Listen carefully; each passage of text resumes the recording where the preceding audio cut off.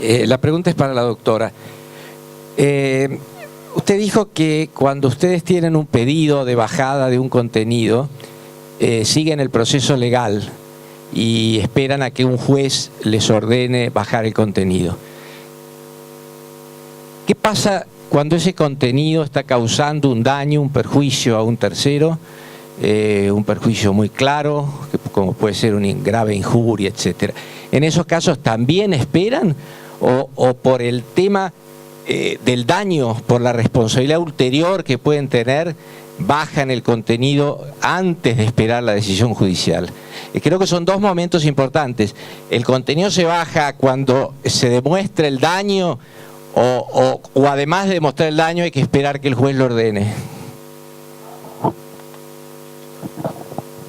I think when we talk about harmful content, it's really important to think about content that violates our content policies. So that could be hate speech, porn, violent content, threats, or content that's actually illegal. And we take two different types of actions.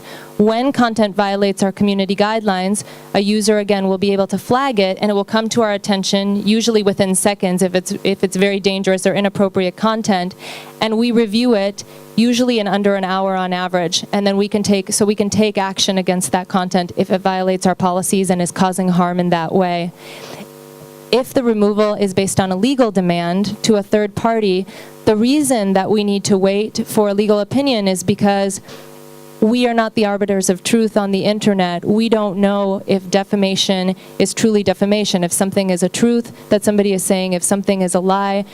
We're not in a position to actually judge that ourselves, and we're not in a position to go out and find out what the harm that's happening is to the third party. And so for that reason, we need to wait for a judge to be able to tell us effectively, to order us in terms of what to do with that content.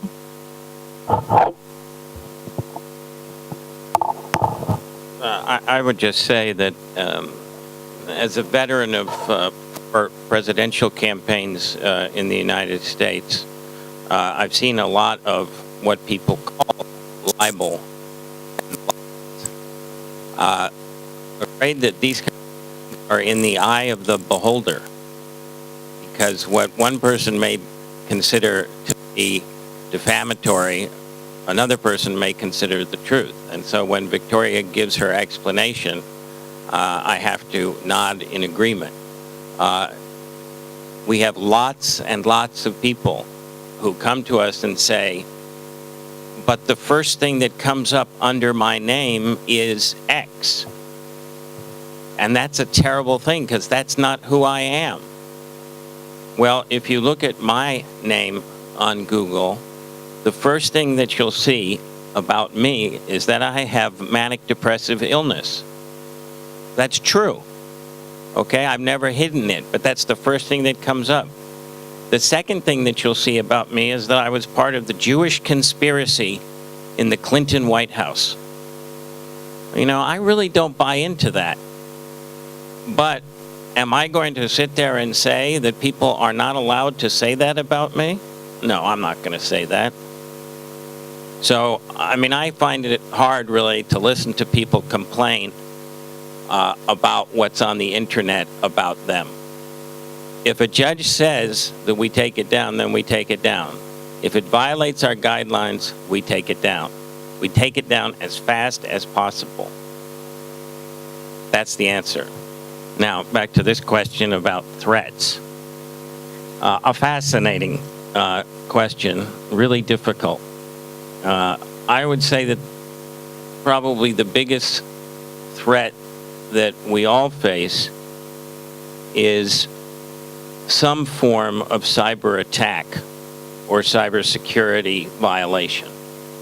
And I don't mean that in terms of just a government attack on another government, but I mean that in terms of having your identity taken, in terms of having malware, badware, spyware, whatever you want to call it, inserted on your machine that you do not know is there, that corrupts your machine or that corrupts various emails.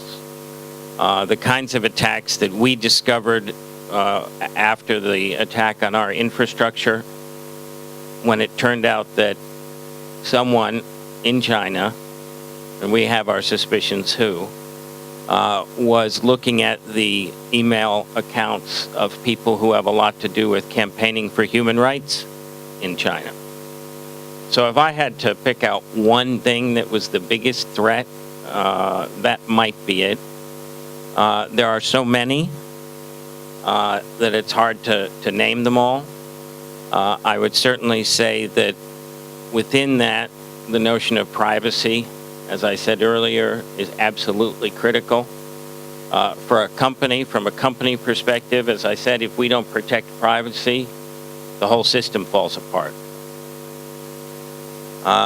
And I would say that the other thing that I worry about a lot, and to me this is just a personal thing, is excessive, uninteresting information to the point where people turn off to the internet because they say, oh, well, Bob forgot his umbrella at home this morning. I just really don't want to read about that. And over time, they develop a kind of an allergy to the internet because they think that it's full of all sorts of useless bits of information. And it becomes harder for any algorithm or any search engine that has human input to find what's important.